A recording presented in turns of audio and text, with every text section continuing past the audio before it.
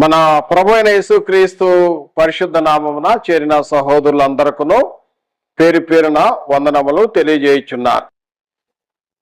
దేవుని కృపను బట్టి, దేవుడిచ్చిన అవకాశాన్ని బట్టి దేవునికి స్తుతి స్తోత్రములు చెల్లిస్తూ మనం ప్రార్థన చేసుకొని ఈరోజు వాక్య భాగంలోకి వెళదాం.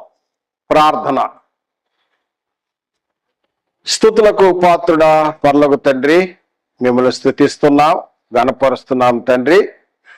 మీ ప్రేమను బట్టి మిమ్మల్ని కొనియాడుతున్నాం.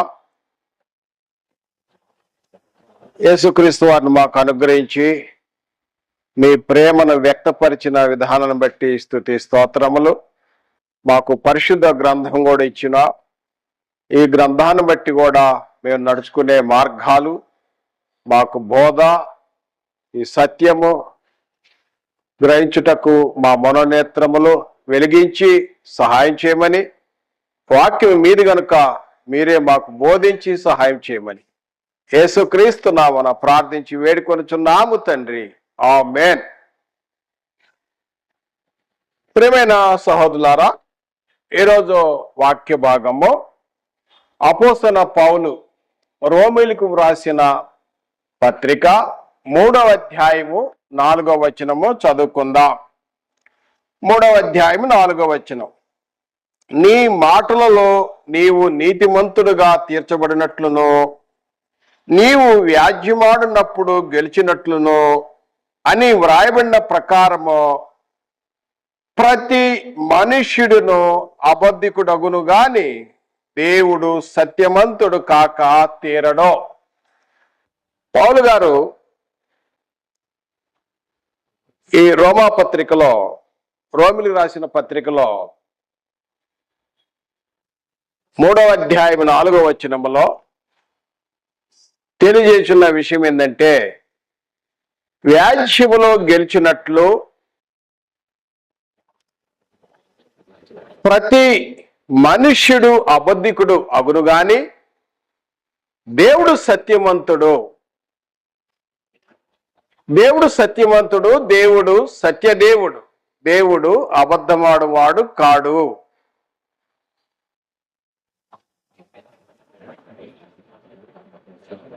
ఇక ఈ లేఖనాలు గమనించినట్లయితే మనుష్యుడు వ్యాజ్యమాడినప్పుడు గెలిచినట్లుగా లేక తన శిక్షను తప్పించుకోవటానికి తాను ప్రతి మనుష్యుడు కూడా అబద్ధికుడు అనే మాట వ్రాయబడి ఉన్నది. ఎవ్రీ మ్యాన్ ఏ లైర్. రోమా పత్రిక 3వ అధ్యాయం 4వ వచనములో. సాధారణంగా ఈ లోక సమాధానం కోర్టులో ఏం జరుగుతుందంటే, గౌరవనీయులైన జడ్జి గారు, న్యాయాధిపతి గారు వాదిని పిలిచి, వాది ప్రతివాది, న్యాయవాదులు ఉంటారు. ఆ సమక్షంలో జడ్జి గారు ప్రమాణం చేపిస్తారు. ఏమని? నేను చెప్పిందే సత్యం చెప్తాను, సత్యం మినహా అబద్ధం చెప్పనని. కానీ అవతల ఆ వ్యక్తి, వివరణ ఇచ్చే వ్యక్తి ఏం చెప్తాడంటే, ఆ వాది వ్యాజ్యం ఆడినప్పుడు తాను గెలవాలి అంటే, లేకపోతే తన శిక్షను తప్పించుకోవాలంటే అతడు అబద్ధమే చెప్తాడని లేఖనం చెప్పబడుచున్నది. ఈ లోకంలో జరిగే విషయాలు సత్యం చెప్పమనే కోరుతారు, కానీ తాను గెలిచినట్లుగా లేక తన శిక్షను తప్పించుకోవటానికి తాను ప్రయత్నం చేస్తాడు. ఆ విషయం ఇక్కడ రాయబడి ఉన్నది. కానీ దేవుడు సత్యవంతుడు.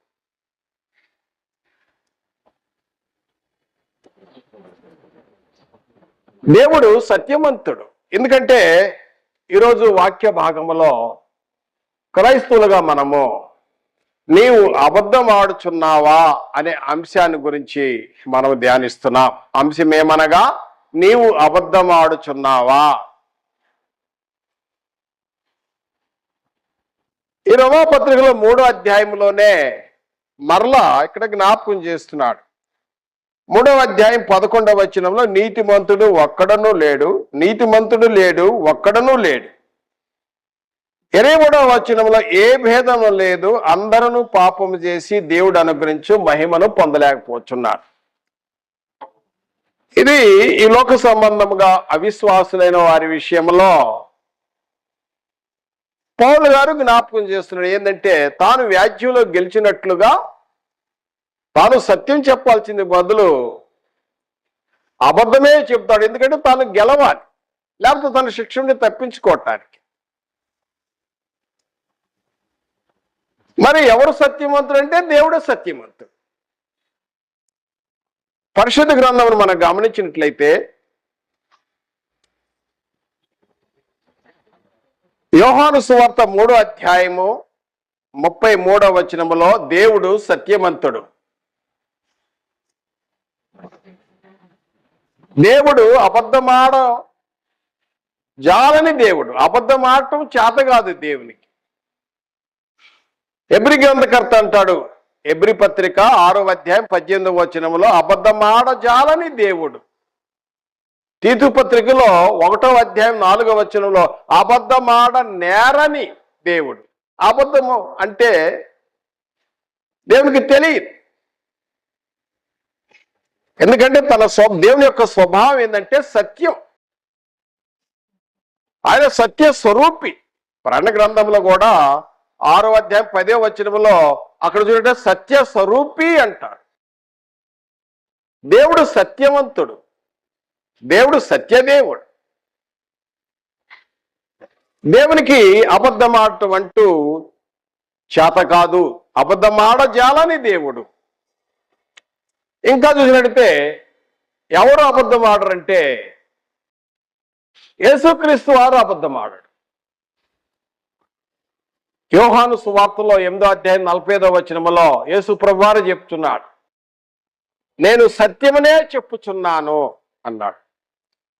యేసు ప్రభువారు మరియు అంటాడు, మరియు యోహాను సువార్తలో 14వ అధ్యాయం 6వ వచనంలో నేనే సత్యమును, ఐ ఆమ్ ది ట్రూత్ అన్నాడు.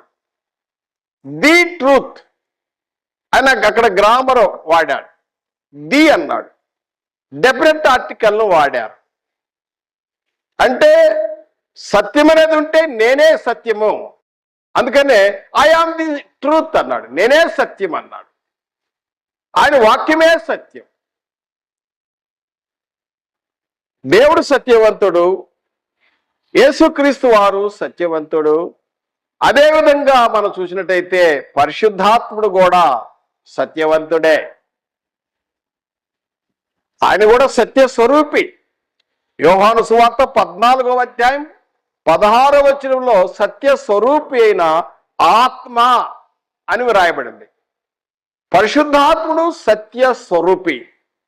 ఈ దేవత్వం అనేది సత్యము. కాబట్టి ఈ దేవత్వములో క్రీస్తునందు మనం ఈ దేవత్వంతో సహవాసం ఉంటున్నప్పుడు క్రైస్తవుడు అబద్ధమాడరాదు. అందుకని అంశంలో ఎన్నుకున్నాం ఈ మాట, నీవు అబద్ధమాడుచున్నావా?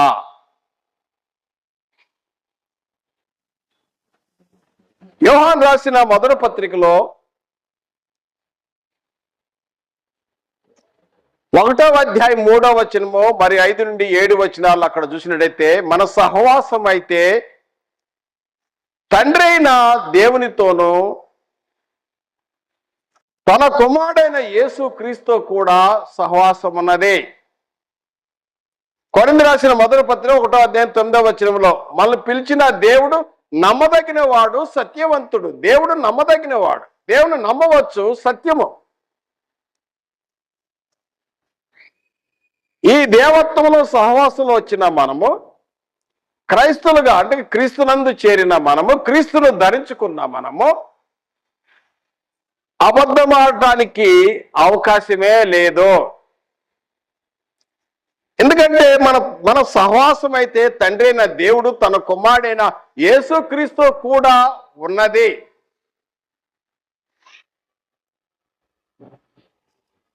యేసుక్రీస్తుతో ఉన్నప్పుడు మనం వెలుగు సంబంధులము.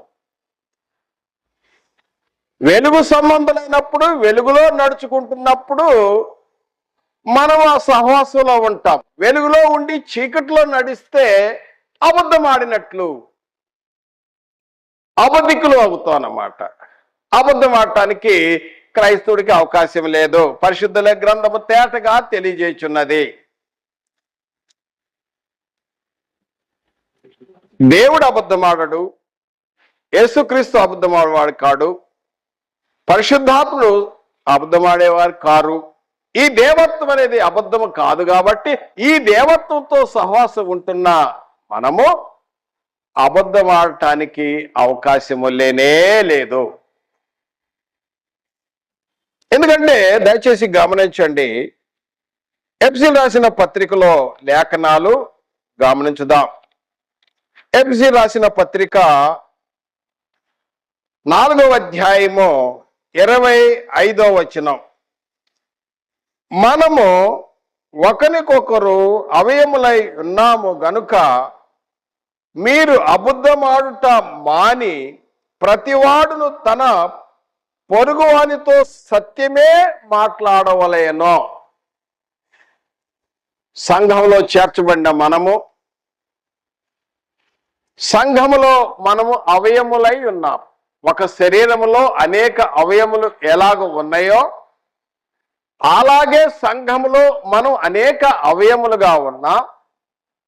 క్రీస్తు యొక్క శరీరంగా, క్రీస్తు శరీరమైన సంఘముగా మనం ఉంటున్నప్పుడు ఈ సంఘానికి శిరస్సు క్రీస్తుగా ఉన్నాడు కాబట్టి ఇప్పుడు సంఘానికి శిరస్సు పరలోక తండ్రి దేవుని కుడిపార్శ్వన క్రీస్తు ఉండి ఆయన సంఘానికి శిరస్సుగా ఉన్నాడు. ఇక్కడ భూలోకంలో అయితే శరీరం ఉన్నది కనుక ఆయన రక్తము ఆత్మ సంబంధమైన ఈ శరీరములో రక్తము ప్రవహిస్తున్నది. ఈ దేవత్వం అనేది సత్యం అనేది కాబట్టి ఈ సత్య సంబంధమైన సహవాసంలో చేర్చబడిన మనము అబద్ధమాడే అవకాశము లేనే లేదు. అందుకనే పౌలు గారు అంటాడు, మీరు అవయములై ఉన్నారు, అబద్ధమాడుట మాని అన్నాడు. ఎంతమంది అలాంటి అబద్ధాలుంటే మానేసే అంటున్నాడు. ఒకవేళ సంఘంలో ఉండి మనము అబద్ధాలు ఆడుతూ ఉన్నట్లయితే ఈ యొక్క ప్రభావము శిరస్సుకు బాధ కలిగింది. ఈ ప్రభావం అక్కడ ఎఫెక్ట్ అయింది. ఉదాహరణకు తెలియజేస్తాడు, సంఘంలో ఎవరికైనా బాధ కలిగింది అనుకోండి, నొప్పి ఎవరు కలిగిద్దంటే శిరస్సుకు కలిగింది. ఈ దేహంలో ఏ పార్ట్కైనా ఏ భాగైనా దెబ్బ తగిలినప్పుడు ఆ యొక్క ప్రభావము, ఆ యొక్క బాధ ఎక్కడికి వచ్చింది? శిరస్సు మీదకి వచ్చింది. ఇంకొక ఉదాహరణ తెలియజేస్తారు. సౌలు సంఘాన్ని హింసిస్తున్నప్పుడు ఈ మార్గమును అనగా క్రైస్తవ్యం అనేది ఈ సత్య మార్గం అన్నాడు పౌలు గారు. అనేక చోట్ల ఈ మార్గం అన్నాడు. యేసు ప్రభు వారు కూడా నేనే సత్య మార్గమును అన్నాడు. ఈ మార్గమును వెళ్ళే స్త్రీలను పురుషులను సౌలు అంటే పౌలుగా మారక ముందు సంఘాన్ని హింసిస్తున్న సమయంలో ప్రభు అన్నాడు, సౌలా సౌలా నీవు నన్నేలా హింసించుచున్నావు అడిగినప్పుడు, నువ్వు ఎవరు ప్రభువా అని అడిగినప్పుడు, నేను నీవు హింసించుచున్న యేసుని అన్నాడు. సౌలు ఎవరిని హింసిస్తున్నాడు? సంఘంలో ఉన్న స్త్రీలను పురుషులను వాళ్ళు చంపాలని అధికార పత్రాలు పొందుకొని తాను సంఘాన్ని బాధ పెడుతున్నాడు. కానీ బాధ ఎవరు కలిగింది? సంఘానికి శిరసైన క్రీస్తు కలిగింది. అందుకనే ప్రభు అన్నాడు, సౌలా నీవు నన్ను ఎలా హింసించుచున్నావు? ఎవరైనా సంఘంలో ఉన్నవారు ఎవరైనా ఒకళ్ళొకళ్ళు బాధ పెట్టుకుంటే లేకపోతే బాధ కలుగజేస్తే బాధ ఎవరు కలిగిద్దంటే శిరస్సుకు కలిగిద్ది. సంఘానికి శిరస్సు క్రీస్తుకు కలుగుతుంది. అందుచేతనే పౌలు గారు ఎఫెసీ పత్రికలో 4వ అధ్యాయము 28వ వచనములో నీవు అబద్ధం ఆడుచున్నావా అనే అంశాన్ని గురించి మాట్లాడుచున్నప్పుడు మరలా నేను చదువుతున్నాను. మనము ఒకరినొకరు అవయములై ఉన్నాము గనుక మీరు అబద్ధమాట మాని ప్రతివాడును తన పొరుగు వానితో సత్యమే మాట్లాడవలేను. సంఘంలో చేర్చబడిన వారు సత్యమే మాట్లాడాలి. ఒకళ్ళ అబద్ధము మాట్లాడితే ఆ బాధ, ఆ ప్రభావము శిరస్సుకు కలిగింది. శిరస్సు బాధపడింది, శిరస్సుకు బాధ కలిగింది. అయితే ఇప్పుడు వరకు మరి అబద్ధమాడని వారు ఎవరంటే దేవుడు, యేసుక్రీస్తు, పరిశుద్ధాత్మ, పరిశుద్ధ ఈ సహవాసంలో ఉన్న క్రైస్తవులు. వీరు అబద్ధమాడని వారు అబద్ధమాడని వారుగా జీవించాలని తెలుసుకున్నాం. ఈ సహవాసం ఇది సత్య సహవాసం, సత్య మార్గం. అయితే మరి అబద్ధం ఆడేది ఎవరు? అబద్ధం ఆడేది ఎవరంటే మనం చూసినట్టయితే యోహాను సువార్తలో చూద్దాం. 8వ అధ్యాయము యోహాను సువార్త 8వ అధ్యాయము 44వ వచనములో 8వ అధ్యాయం 44వ వచనములో మనం చదువుకుందాం. 44వ వచనములో 8వ అధ్యాయం 44వ వచనములో మీరు మీ తండ్రికి అపవాది అనగా సాతాను సంబంధులు, మీ తండ్రి దురాశలను నెరవేర్చుగోరుచున్నారు. ఆది నుండి వాడు నరహంతకుడు అయ్యుండి సత్యమునందు నిలిచిన వాడు కాడు. వాని యందు సత్యమే లేదు. వాడు అబద్ధికుడగును.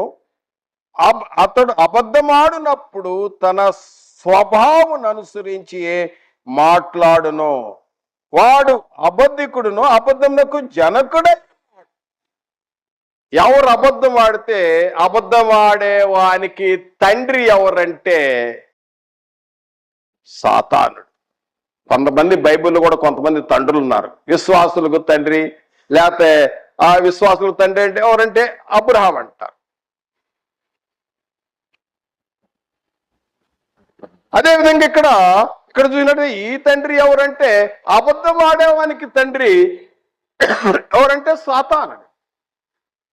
సాతాను యొక్క స్వభావం ఏంటంటే వాని యొక్క స్వభావం దురాశ, నరహంతకుడు.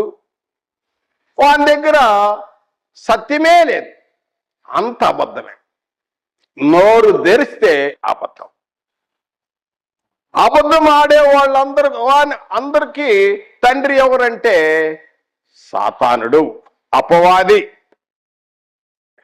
ఎవరు అబద్ధం ఆడేవారు, వాని యొక్క స్వభావం గురించి మనం చూస్తున్నాం.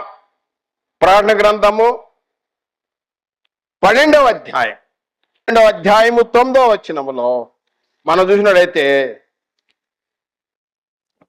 12:9 వచనం. ప్రకటన గ్రంథం 12వ అధ్యాయం 9వ వచనం. కాగా సర్వలోకమును మోసపుచ్చుచు అపవాది అనియు సాతానని పేరు గల ఆది సర్పమైన మహాఘట సర్పము. మహాఘట సర్పం అన్నాడు సాతానికి ఇంకొక పేరు. ఏంటది? సాతానుడు అతడు ఏం చేస్తున్నాడు? ఆ సాతానుడు అనే పేరు గల అపవాది ఏం చేస్తున్నాడంటే సర్వలోకాన్ని మోసపుచ్చుచున్నాడు. సర్వలోకాన్ని, ఈ భూలోకాన్ని మొత్తము మోసపుచ్చుచు. ఎలా మోసపుచ్చుతా అంటే తన యొక్క స్వభావం ముందు చూసినాం. దురాశ. దురాశ అంటే లోభత్వం. అంటే జనాల డబ్బు దోచుకోవటం, పరులు ధనము సమకూర్చుకునే కార్యక్రమం. ఇతను ఏం చేస్తాడంటే సర్వలోకాన్ని మోసం చేస్తా ఉంటాడు. అతడు తన అనుచరులు కూడా ఆ విధంగా చేసే వాళ్ళకి తండ్రి ఎవరంటే సాతానుడు, అపవాది. వాడు మహా ఘట సర్పం. అతడు ఎలా మోసం చేస్తాడు? ఈ సర్వలోకంలో ఏదో స్కీములు పెడతాడు. 10,000 కట్టండి 1,00,000 వస్తాయి. 10 లక్షలు పెట్టండి, ₹1,00,00,000 వస్తాయి. ఇలాంటి స్కీములు పెడతాడనమాట. స్కీములు పెట్టి మోసపుస్తాడు. మీకు కష్టపడకుండానే డబ్బులు వచ్చేస్తాయి అంటాడు. మీరు చూస్తూ ఉంటారు, గవర్నమెంట్ వారు కూడా హెచ్చరికలు ఇస్తున్నారు, అనేకమైన చిట్కాలు చెప్తారు. మీరు మోసపోవద్దు, సావధాన్, ఇస్ కాల్కో నా ఉఠాయే అని కూడా కొన్ని హెచ్చరికలు వస్తున్నాయి. మోసపుచ్చే వాళ్ళు చాలా మంది ఉన్నారు, జాగ్రత్త పడండి. ప్రభుత్వం వారు కూడా హెచ్చరిస్తున్నారు. ఎందుకంటే అపవాది వాని ప్రతినిధులు ఏం చేస్తారంటే మోసపుస్తూ ఉంటారు. ఏ విధంగా? దురాశతోటి సర్వలోకాన్ని మోసపుచ్చుచు అనేక స్కీముల ద్వారా. తర్వాత మరలా ఏం చేస్తాడు? ఎప్పుడైతే ఈ విషయం బయటపడుతుందో వెంటనే రూపాంతరం చెందుతాడు, ఇంకో కొత్త స్కీమ్ పెట్టేస్తాడు. ఉద్యోగాలు లేవా, ఉద్యోగాలు ఇప్పిస్తానంటాడు. తర్వాత అందరి దగ్గర డబ్బులు పోగు చేసుకుంటాడు. తర్వాత మరలా చివరికి బోర్డు తిప్పేస్తాడు. ఎన్నో చూస్తున్నాం మనం. తర్వాత మరలా ఇంకొక స్కీమ్ పెట్టేస్తాడు, కొత్త స్కీమ్. ఈ కొత్త స్కీములో మళ్ళీ ఇంకేదో అంటాడు, బయట దేశం పంపిస్తాను. ఇలాంటి మోసపుచ్చుతాం. 9వ వచనం 12వ వచనం అతను ఏం చేస్తాడంటే సర్వలోకాన్ని మోసపుస్తాడు. తాను తన మనుషులతోటి, తన ప్రతినిధులతోటి మోసపుచ్చు, అబద్ధమాడచ్చు, దురాశతో, లోభత్వంతో ఇతరుల డబ్బును దోచుకునే కార్యక్రమం చేస్తూ ఉంటాడు. ఎవరు చేస్తారు ఇది? అపవాది సంబంధులు చేసే కార్యక్రమం. ఇంకేం చేస్తూ ఉంటాడు? ఇంకేం చేస్తాడు అబద్ధికుడు? అబద్ధిగా మోసపరిచేవాడు ఏం చేస్తాడంటే 10వ వచనంలో, 12వ అధ్యాయం, ప్రకటన గ్రంథం 12వ అధ్యాయం 10వ వచనంలో కూడా ఉంది. ఏం చేస్తాడంటే ఆ రాత్రింబవళ్ళు దేవుని ఎదుటను మన సహోదరుల మీద నేరము మోపువాడు. సహోదరుల మీద అంటే క్రైస్తవులు అయిన సహోదరుల మీద నేరం మోపుతూ ఉంటాడు. రాత్రింబవళ్ళు, డే అండ్ నైట్, రాత్రి పగళ్ళు. వాడికి 24/7 రాత్రింబవళ్ళు ఎప్పుడు కూడా సహోదరుల మీద, దేవుని ఎదుట సహోదరుల మీద నిందలేస్తా ఉంటాడు, నేరాలు మోపుతూ ఉంటాడు. ఆ సేవకుడు అరే ఆయన పచ్చి తాగుబోతా అని చెప్పేస్తాడు. అతడు చాలా ఇన్నోసెంట్, కానీ నేరాలు మోపేస్తా ఉంటాడు. ఎవరు చేసేది ఇది? అపవాది. లేకపోతే అపవాది యొక్క ప్రతినిధులు, అపవాది యొక్క సంబంధాలు ఈ కార్యక్రమం చేస్తూ ఉంటారు. సర్వలోకాన్ని మోసపుస్తూ ఉంటాడు. వాడికి దురాశ ఉన్నది. తర్వాత అతడు నరహంతకుడు, వానేందు సత్యమే లేదు. తర్వాత అతడు ఏం చేస్తాడంటే స్కీములు పెడతా ఉంటాడు, ధనాపేక్షతో డబ్బులు పోగు చేసుకుంటా ఉంటాడు. తర్వాత ఏం చేస్తాడంటే మన సహోదరుల మీద లేనిపోయిన నిందలేస్తా ఉంటాడు, అపనిందలేస్తా ఉంటాడు. మంచి వ్యక్తిత్వం మీద నిందలేస్తా ఉంటాడు. ఎవరంటే అపవాది వాని సంబంధులు.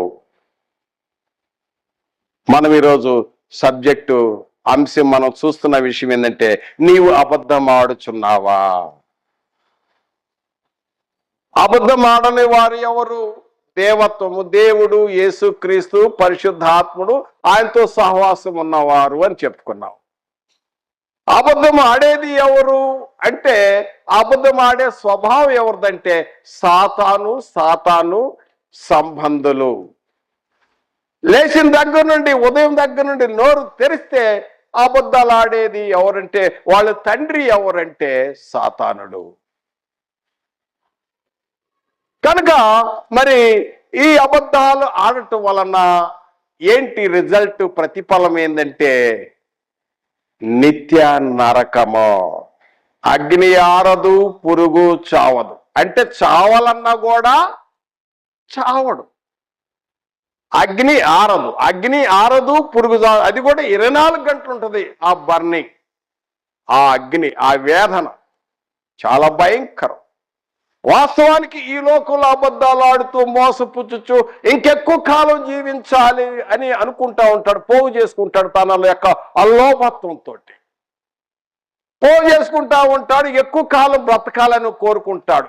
కానీ ఇక్కడి నుంచి ఆ యాత్ర ముగిసిన తర్వాత అక్కడికి వెళ్ళిన తర్వాత అక్కడ అదేంటంటే అగ్ని ఆరదు, అక్కడ చావాలనుకుంటాడు. ఆ బాధ అక్కడ చావలేడు. భూలోకులు ఉన్నప్పుడు తనతో బ్రతకాలనుకుంటాడు, అక్కడ చావాలనుకుంటాడు. చావాలనుకున్నా కూడా చావలేడు. అగ్ని ఆరదు, పురుగు చావదు. అంటే జీవము చనిపోదు, ఆత్మ చనిపోదు, అగ్నితో వేదన ఉంటుంది. కనుక అబద్ధం ఆడుట వలన ప్రతిఫలం ఏంటంటే నిత్య నరకము.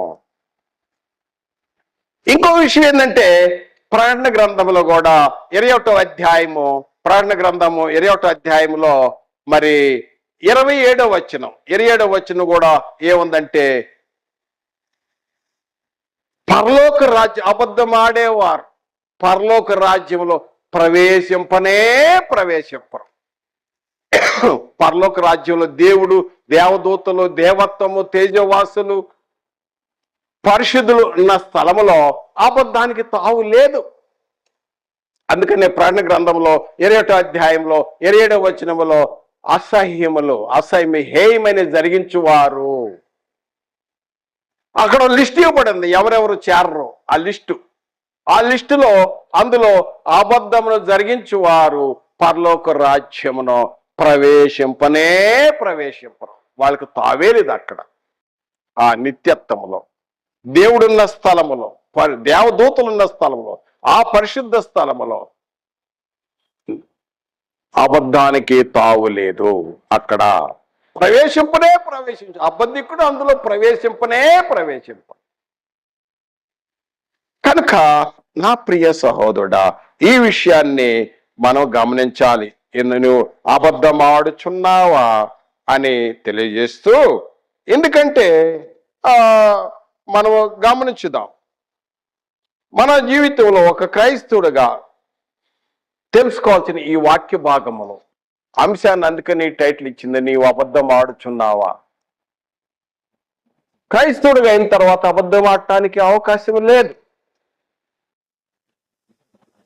పౌలు గారు ఇందాక అదే జ్ఞాపకం చేస్తున్నాడు. ఇందాక మనం చదివిన వచనాల్లో అబద్ధం ఆడుట మాని అన్నాడు. ఒకవేళ అలాంటి స్వభావం ఉంటే మానేయ్, ఫుల్ స్టాప్ పెట్టేయాలి. ఎందుకంటే పరిశుద్ధ ఆ యొక్క సత్యదేవుని సహవాసంలో వచ్చినావు కాబట్టి ఇక అవకాశం లేదు, అబద్ధం ఆడే అవకాశం లేదు. కానీ మన నిజ జీవితంలో కొన్ని విషయాలు చూస్తుంటే నా యొక్క అనుభవంతో చెప్తున్నాను. ఇప్పుడైతే వాక్యం అయితే ఉన్నట్టు చదివి చెప్పారు. కానీ మన నిజ జీవితంలో కొన్ని మనకు తెలిసో తెలియకో కొన్ని అబద్ధాలు ఆడినట్లుగా మనకు అనిపిస్తూ ఉంటాయి.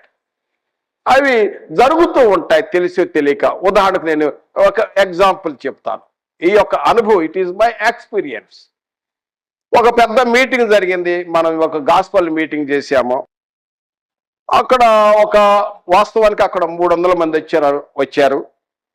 కానీ తర్వాత ఎంతమంది వచ్చారంటే ఒకళ్ళేమో 400 మంది సహోదరులే, ఇంకొకళ్ళు 500 మంది అంటారు. కాదు, ఇంకోళ్ళేది. మనం తెలియకుండానే ఇక్కడ ఆ యొక్క అబద్ధంలో పడిపోతున్నాం. ఒక విషయం, ఎందుకంటే ఇలాంటి విషయాలు మనం జాగ్రత్త పడాలని.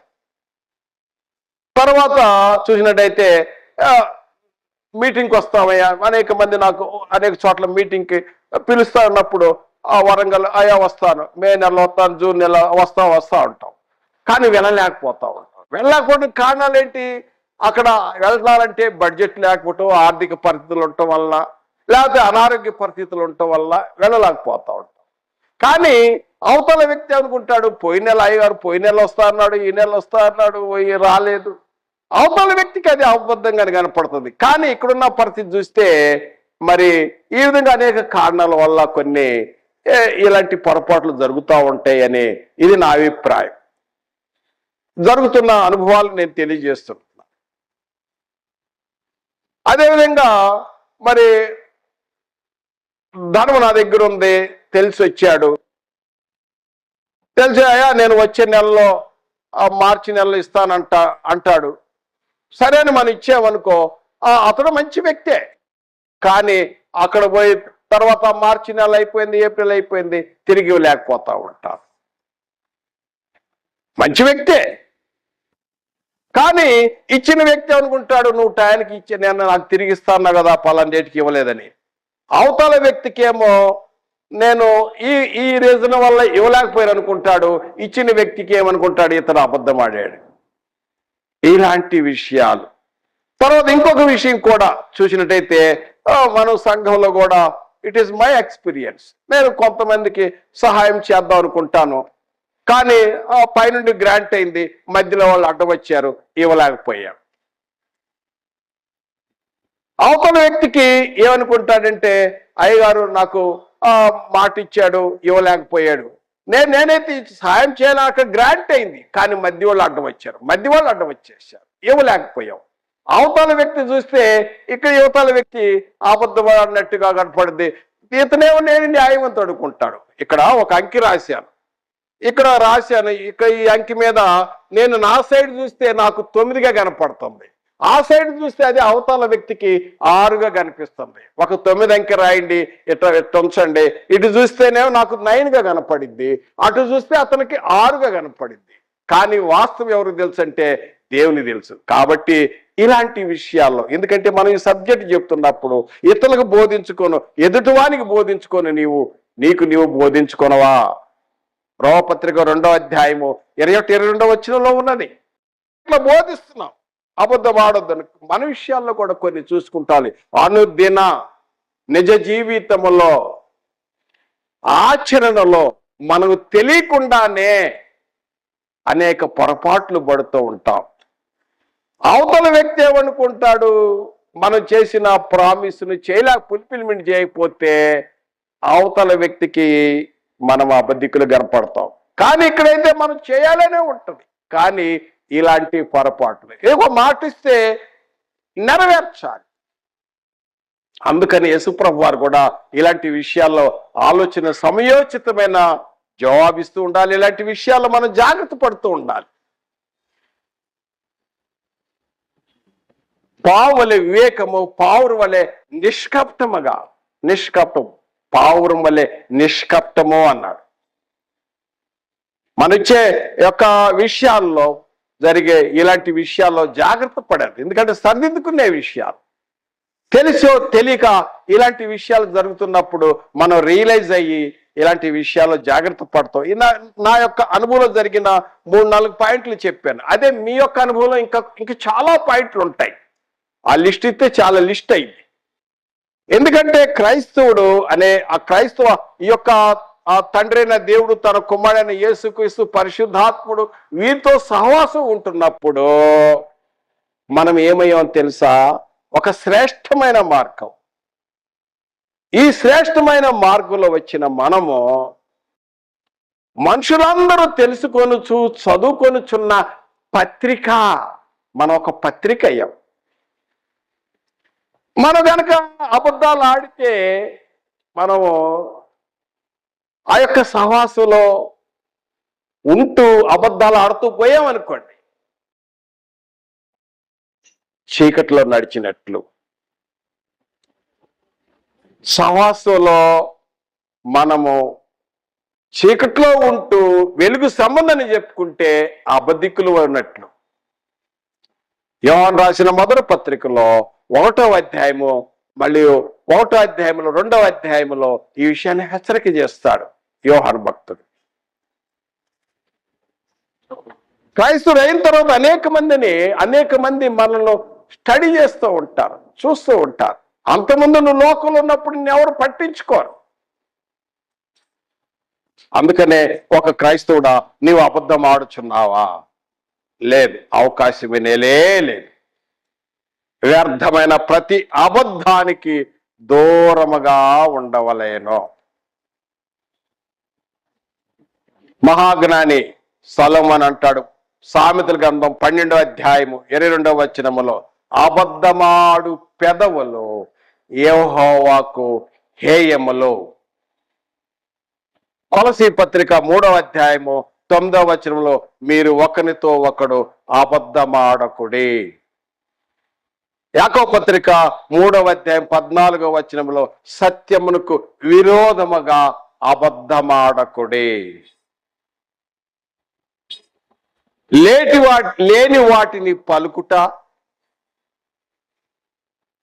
లేకపోతే లేని మాటలు పలికి అబద్ధ సాక్ష్యముగా ఉండుట, ఇది యెహోవాకు అసహ్యమో,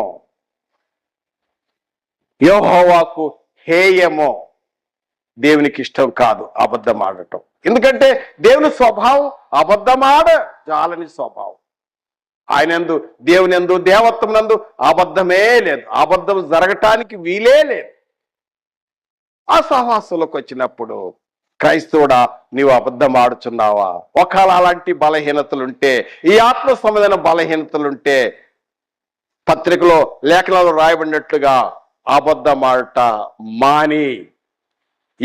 కొన్ని నా యొక్క అనుభవాల్లో కూడా, నా జీవితాల్లో కూడా, ఆ యొక్క చిన్న ఏజ్లో అంటే ఆత్మీయంగా ఎదుగుతున్నా, ఒకసారి బాప్తిసం పొంది క్రైస్తవుడు కాగల, ఒక్కసారి పరిపూర్ణ.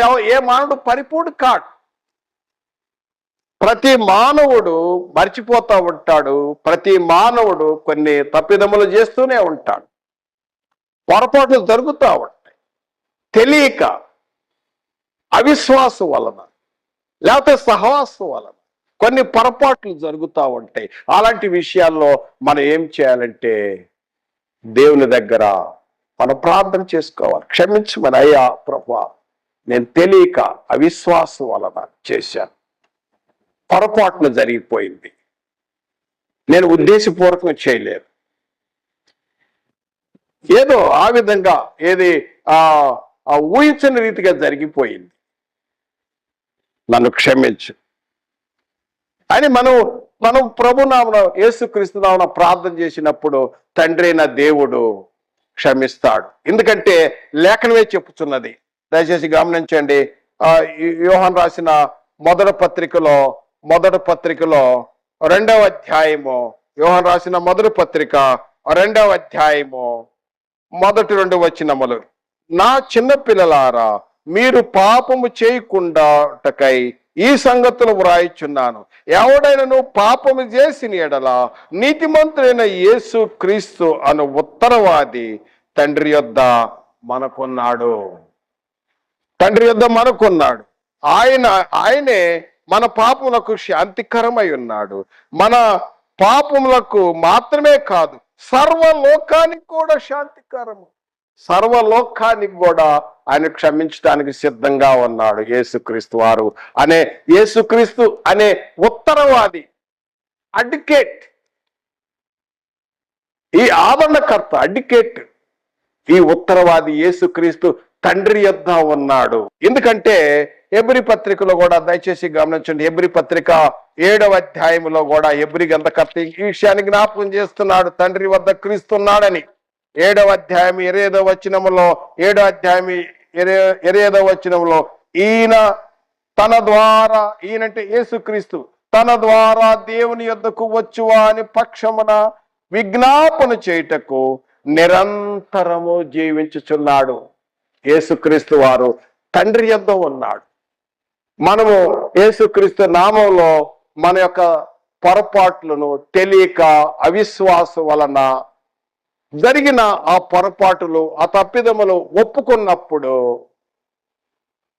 మన విషయంలో విజ్ఞాపన చేయటానికి తండ్రి దగ్గరే మన మధ్యవర్తి అయిన యేసుక్రీస్తు ఉండి తండ్రికి తెలియజేస్తాడు. అయ్యా, తాను చేసిన తప్పులు ఆ వ్యక్తి ఒప్పుకుంటున్నాడు తన జీవితంలో తెలియక. ఉదాహరణకు నా విషయంలో కూడా నేను అనేక విషయాలు పొరపాటు పడ్డాను తెలియక. చిన్న పిల్లలారా అంటే ఆత్మీయంగా ఎదుగుతున్న ఆ సమయంలో అనేక పొరపాట్లు జరుగుతాయి. ఎందుకంటే మనం హ్యూమన్ బీయింగ్, మనం సరిదిద్దుకునే కార్యక్రమం, లోటుపాటు. కనుక చిన్న పిల్లలారంటే చిన్న పిల్లలని కాదు, అక్కడ కొత్తగా జన్మించిన శిశువు అంటే పాలు తాగే స్థితిలో ఆత్మీయంగా, స్పిరిచువల్ గా ఎదుగుతూ ఉన్న ప్రారంభంలో అనేకమైన పొరపాట్లు జరిగినప్పుడు సరిదిద్దుకునే అవకాశం ఉంది ఇక్కడ. ఎందుకంటే ఎవరి ద్వారా? ఇక్కడ ఒక అడ్వకేట్ ఉన్నాడు. ఇది ఒక కోర్టు, ఇది ఆత్మ సంబంధమైన కోర్టు. ఇంతకుముందు ఒక కోర్టు చెప్పుకున్న లోక సంబంధమైన కోర్టులో అక్కడ ఆ వాది ఏం చేస్తాడు? ఆ చెప్పే వ్యక్తి నిజమే చెప్తానంటాడు, కానీ అంతా అబద్ధమే చెప్తాడు. ఎవ్రీ మ్యాన్ లైర్ అని రాయబడింది. ప్రతి మనుషుడు, ఎందుకంటే తాను గెలవాలంటే అబద్ధమే చెప్తాడు, తాను శిక్ష పడకుండా తప్పించుకోవటానికి అబద్ధమే చెప్తాడని అక్కడ రాయబడి ఉంది. రోమపత్రిక 3:4 చదివినాం. కానీ ఈ కోట్ ఎలాంటిదంటే, తండ్రి అయిన దేవుడు సత్యవంతుడు, యేసుక్రీస్తు వారు సత్యవంతుడు, అదేవిధంగా క్రీస్తునందు వచ్చిన వారు కూడా సత్యమనే పలకవలయను. సత్యమే పలకాలి. అయా నాకు తెలియక పొరపాటు పడ్డాను, అవిశ్వాసం వల్ల చేచితిని, అవిశ్వాసం వల్ల తెలియక పొరపాటున జరిగింది ఇలాంటి విషయాలు నా జీవితంలో. నేను క్రీస్తు రక్తంలో కడగబడ్డాను, కానీ పొరపాటు జరిగింది, నన్ను క్షమించు తండ్రి అని యేసుక్రీస్తు నామములో విజ్ఞాపన చేసినప్పుడు మన దగ్గరున్న మన తరపున ఈ అడ్వకేట్ ఏం చేస్తాడంటే తండ్రికి తెలియజేస్తాడు, ఈ వ్యక్తి తన యొక్క ఏం పొరపాట్లు జరిగినాయో తన తప్పిదములు ఒప్పుకుంటున్నాడు, తండ్రి మీరు క్షమించండి, తండ్రి నీకు తెలుసు, నువ్వు సత్యవంతుడు, ఇక్కడ ఏం జరుగుతుందో మీకు తెలుసు, నువ్వు సత్యవంతుడు నీకు తెలుసు, నేను కూడా సత్యం నాకు తెలుసు, ఈయన కూడా సత్యమే ఒప్పుకుంటున్నాడు, అంతగా సత్యమే, ఈ ఛానల్ మొత్తం సత్యమే నడుస్తుంది. కనుక ఎప్పుడైతే తాను ఈ యొక్క పొరపాట్లను ఒప్పుకుంటూ సరిదిద్దుకుంటాడో అప్పుడు యేసు రక్తము ప్రతి పాపములను కడిగి పవిత్రంగా చేస్తుంది అన్నమాట. ఎందుకంటే దేవుడు వెలుగు, వెలుగులో ఉన్నవాడు వెలుగులో నడిచినప్పుడు యేసు రక్తం పనిచేస్తుంది. చీకట్లో నడితే లేదు, తప్పిదాలు ఒప్పుకొని మళ్ళీ చీకట్లో నడితే కాదు, నో ఛాన్స్, అక్కడ ఛాన్స్ లేదు. ఇక అక్కడ బ్రేక్ పెట్టేసేయాలి, అబద్ధానికి బ్రేక్ పెట్టాలి, మానేసి ఇక జాగ్రత్త పడుతూ వాటి నుండి జాగ్రత్త పడుతూ జీవితం కొనసాగాలి. ఒకవేళ ఆ విధంగా కాకుండా, ఇప్పుడు అర్థమైంది కదండి, ఇప్పుడు ఏమర్థమైంది, ఒకవేళ మన జీవితంలో జరిగిన పొరపాట్లు ఏమైనా ఉంటే సవరణ చేసుకొని దిద్దుబాటు చేసుకొని క్షమించు ప్రభు అంటే ప్రభు తండ్రి చెప్తాడు, తండ్రి ఏం చేస్తాడంటే క్షమిస్తాడు. ఎందుకంటే తండ్రి సత్యవంతుడు, ఆయన సత్యం చూస్తాడు, యేసుక్రీస్తు సత్యవంతుడు, తాను కూడా ఒప్పుకునేది కూడా సత్యమే ఒప్పుకుంటున్నాడు, అంత సత్యం నడుస్తుంది. కాబట్టి ఇగో ఒక మంచి మార్గం ఏర్పడింది. ఒకరు తాను సత్యంలో ఉన్నానని చెప్పుకుంటూ మళ్ళా హ్యాబిచువల్గా మరలా నోరు తెరితే అబద్ధం, మోసగించటం, ధనాపేక్ష, ఈ యొక్క అలవాట్లతో జీవించి అంటే దురాశతోటి ధనాపేక్షతోటి ఇతరులు మోసగించటం, ఇతరుల సొమ్ము పోగు చేసుకోవటం, నరహత్య కార్యాలు, ఇతరుల సహోదరుల మీద నేరాలు వేయటం, ఆ యొక్క అపవాది లక్షణాలతో ఆ మానవుడు జీవించి చనిపోయాడు అనుకోండి. చనిపోయినాక ఏమంటాడు, అపవాది వస్తాడు, అక్కడికి వస్తాడు, అక్కడ మిఖాయిలు ఉంటాడు, అక్కడ ప్రభు ఉంటాడు, దేవుడు ఉంటాడు, అందరు ఉంటారు. అపవాది వచ్చి అడుగుతాడు, ఇతడు నా మనిషి, ఈ ఆత్మ నాకు ఇచ్చే అంటాడు. ఎట్లా అనుకో, చూడు అతడు ఎంత దురాశ ఉందో. నిజమే, వాక్యం బాగానే ప్రకటించాడు, బాగానే ప్రార్థన చేశాడు, బాగానే మంచిగా కనిపించాడు, కానీ అన్ని నా లక్షణాలు ఉన్నాయి ఇతనిలో. ఎంత దురాశను చూడు, ఎంత జనాన్ని మోసం చేశాడు, చిట్టీల మీద ఎంత మోసం చేశాడు, ఎన్ని స్కీములు పెట్టాడు, ఎంత లోభిధనం ఉంది, ఎన్ని అబద్ధాలు ఆడాడు. ఈ మొత్తం చూస్తే ఈ పోలికలైన ఈ స్వభావం నాదే కదా, ఈ స్వభావం నాదే కాబట్టి ఈ ఆత్మ నాకు అప్పగించని అపవాది వచ్చి పక్కన నిలబడతాడు. కాబట్టి చూడండి, అతని యొక్క పోలికలు చూడండి. ఒక పిల్లవాడు ఒక ఇంట్లో పుట్టాడండి, పుట్టగానే వాళ్ళు వస్తారు, చిన్న అక్కడ రాగానే తాత అంటాడు నా పోలికలు వచ్చినాయి అంటాడు, తండ్రి అంటాడు నా పోలికలు వచ్చినాయి అంటాడు, తర్వాత ఇంకొకళ్ళు వచ్చి మేనమామ వచ్చి లేదు నా పోలికలు అంటాడు, అందరూ వాళ్ళ పోలికలు చెప్తారు. అట్లానే ఇప్పుడు అబద్ధాలు ఆడే స్వభావం, మోసపుచ్చే స్వభావం, ఈ యొక్క నోరు తెరిచే అబద్ధాలు, జీవితం అంతా హ్యాబిచువల్గా హృదయాన్ని కఠినపరుచుకొని బుద్ధిపూర్వకంగా సాహసించి తన జీవితం అంతా అబద్ధాలతో మోసగిస్తూ ఇతరుల మీద నేరాలు వేస్తూ జీవితం గనక కొనసాగితే రేపు అపవాది వచ్చి అంటాడు, ఈ పోలికలన్నీ నావే, నాకిచ్చాయి, నాకు కొంత అవసరం, అగ్ని ఆరదు పురుగు చావదు, ఆ గూపులో నాకు తోడు కావాలని వచ్చి అడుగుతాడు. దేవుడు సత్యవంతుడు, తన నీతి ప్రకారం చేయండి అంటాడు. అంతే. అప్పుడు ప్రభువా ప్రభు అంటాడు. ప్రభువా పిలితే ఏమీ లేదు అక్కడ. ఆయా నీ నామం నిన్ను ప్రకటన చేశాను, నీ నామం సూచక్రియలు చేశాను, నువ్వు అక్రమం చేశావు, సత్యం అనుసరించి నడుచుకోలేదు. అది జరిగే కార్యక్రమం. కాబట్టి ఈ యొక్క పాఠములో మన జీవితంలో, ఈ క్రైస్తవ జీవితంలో ఇదొక యాత్ర, ఒక యాత్రికుని ప్రయాణం లాంటిది. యాత్రికుని ప్రయాణములో మనం అనేక పొరపాటులు, లోటులు ఏదైనా జరుగుంటే దిద్దుబాటు చేసుకోవాలి, సరి చేసుకోవాలి. హృదయాన్ని కఠినపరచుకోకూడదు, సాహసించి అబద్ధాలు ఆడకూడదు, బుద్ధిపూర్వకంగా అబద్ధాలు ఆడకూడదు. పొరపాట్లు జరిగితే ఎక్సైజ్ ఉంటుంది. పౌలు గారు అంటున్నాడు, పూర్వమ దోషకుడును, హింసకుడును, హానికరును తెలియక చేసి తిని, అవిశ్వాసం వల్ల తెలియక చేసి తిని, ఆయన మహాప్రేమ చేత కృపచేత నేను కనికరింపబడి తిని, తిమోతి రాసిన మొదటి పత్రికలో అంటాడు. కాబట్టి తెలియక చేసిన వాటికి క్షమాపణ, తెలిసి బుద్ధిపూర్వకముగా సాహసించి హృదయాన్ని కఠినపరుచుకొని తెలిసి కూడా చేసిన వాటికి క్షమాపణ ఉండదు అని పరిశుద్ధ లేఖనము తెలియజేస్తున్నది. అబద్ధమాడు జరిగించువారు యెహోవాకు అసహ్యం కనుక వారు పరలోక రాజ్యములను ప్రవేశింపరు, అవకాశమే లేదు. అలా జ్ఞాపకం చేస్తున్నాను.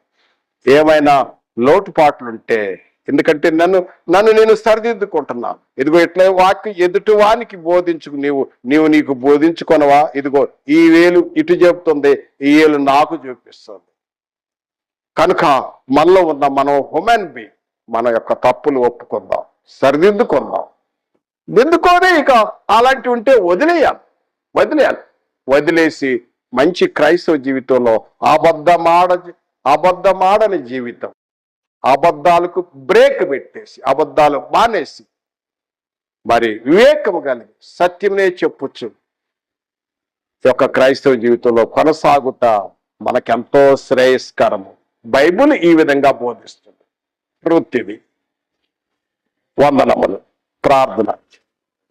మహాపరిశుద్ధైన తండ్రి, స్తుతి స్తోత్రములు. ఈరోజు ఈ యొక్క వాక్య భాగం మేము ధ్యానించిన, మేము కేవలం మనుషులు, మానవులు, మేము అనేక విషయాల్లో పొరపాటు పడుతూ ఉంటాం. మేము ఇతరులకు ప్రకటించి భ్రష్టులు కాకుండా మేము జాగ్రత్త పట్టకు సహాయం దయచేయండి. ఎందుకంటే ఈ వాక్యం అనేది రెండంచులా వాడిన ఖడ్గం కాబట్టి ఈ యొక్క విషయంలో మేము ఎంతో జాగ్రత్త కలిగి, మా యొక్క తప్పిదాలు ఏమైనా పొరపాటు ఉంటే క్షమించండి. కొన్ని విషయాల్లో మేము మర్చిపోతాం, క్షమించండి తండ్రి.